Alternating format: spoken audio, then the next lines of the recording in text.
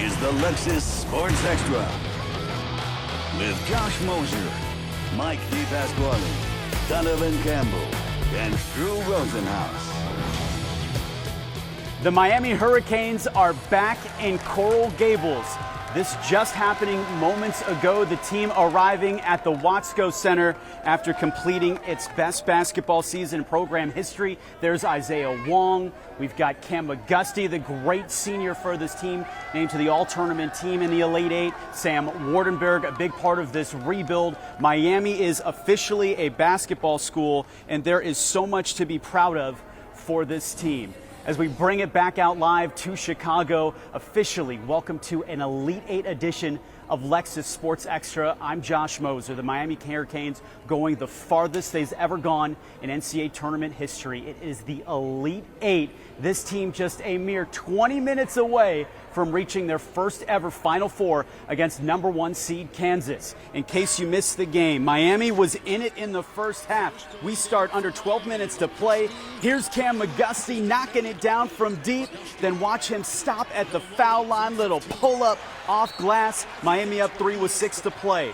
4 minutes to go in the half. Isaiah Wong coming around the screen, kicks it to Sam Wardenberg. The senior buries it, 29-27. Under a minute to go before recess. Wong pushing in transition.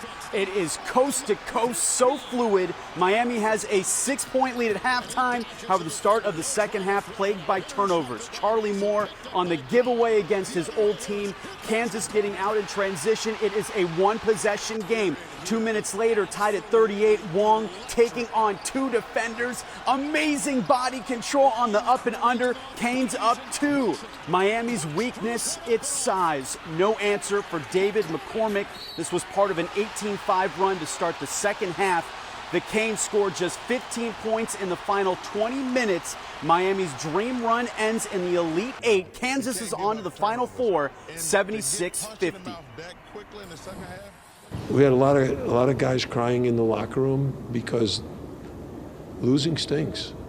I mean, guys like to win and they play as hard as they possibly can. But I told them, you got to give credit to Kansas. We started to play the score, not the game, like we've been doing all. We've been playing the game, not worrying about the score, even when we were up, not really playing to our game. You know, this is a bond and a brotherhood that I'll never forget. So that's what I'm most appreciative for this year. Just knowing it's our last time going on the floor, probably, take a minute, after we settle down and everything. But, I just love these guys, man. I'm happy for the season we had. So just excited, for the season we had, to be honest.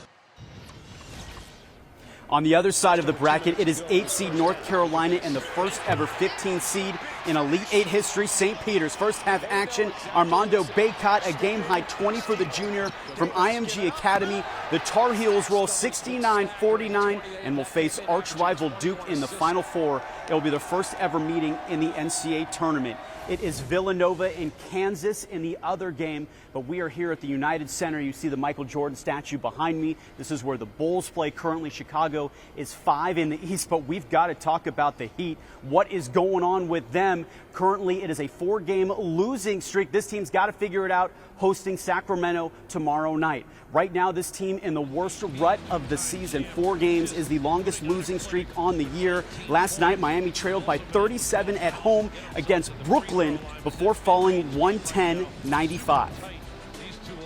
This is not a game where you say we just flush it. This is one of those games where you really have to kind of say, all right, we need to figure some things out. I think, it's just disappointing, at this point in the year. We want to be playing our best basketball. But, there's ups and downs to everything. You embrace the lows, just as much as you embrace the highs. This is what is going to make us at the end of the day.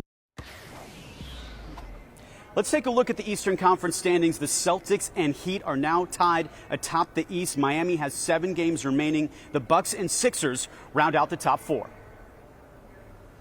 For more on the Heat, we bring in the 5 Reasons Sports Network's Ethan Skolnick. Ethan, what is going on with this team? How much time do you have, Josh? I don't know if you can do it all in a post game.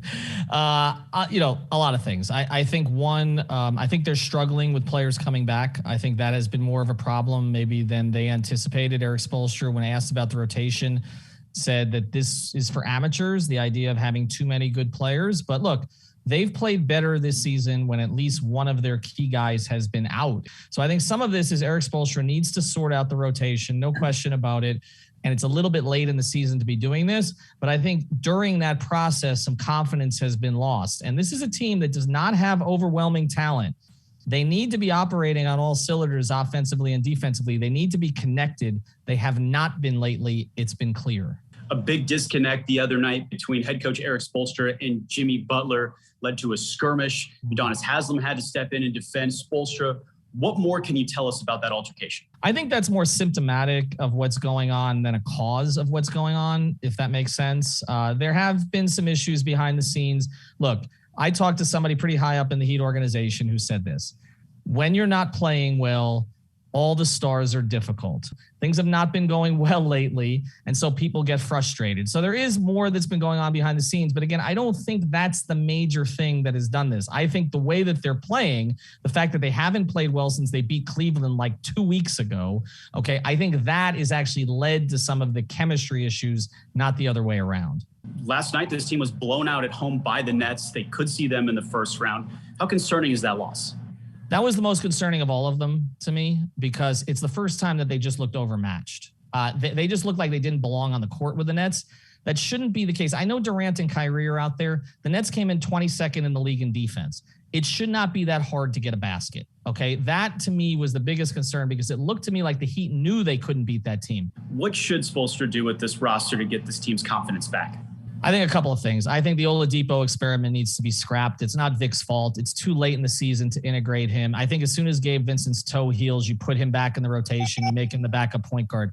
I think he needs to look at putting Tyler Hero in the starting lineup. It's something I've been against the entire year. You're not getting enough out of Duncan Robinson. Where the Heat are at today, where do they finish the regular season in the East? I think they're going to end up the 3. Which is kind of where I had them to start the year. And it's not the worst place to be, because I think you will likely avoid the Nets in the first round then. It does mean that if you win a first round series, maybe against a Toronto, a Chicago, that you're looking at opening on the road in the second round. I'm not as concerned about that as the way the Heat are playing right now.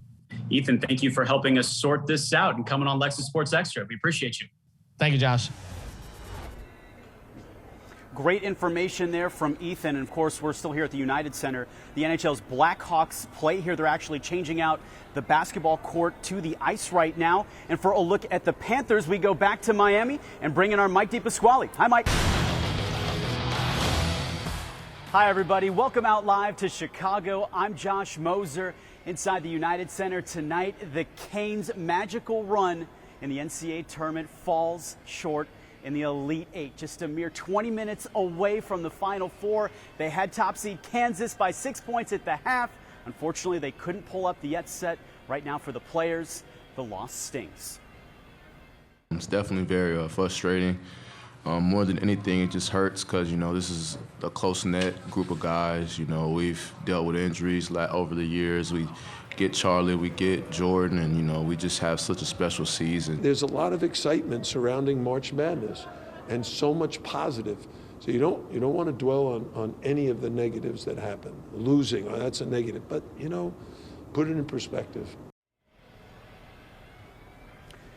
Great things for this program. This is the farthest they've ever gone. And remember, the football team hiring Mario Cristobal. So things are changing in Coral Gables. The spotlight is now on the U, especially that football program, Mike. Hi, everybody. Welcome back out live to Chicago in the United Center. We continue our Elite Eight coverage. UM's run ends here against top seed Kansas. More importantly, the Canes are graduating 3 important seniors: point guard Charlie Moore, Cam McGusty, and Sam Wardenberg. Wardenberg, a key piece in this rebuild. He's a special combination of size and shooting ability, especially his ability to bring the other team's bigs out of the paint so that the Canes can score. He was in foul trouble all afternoon, eventually fouling out with just over 8 minutes to play against top seed Kansas.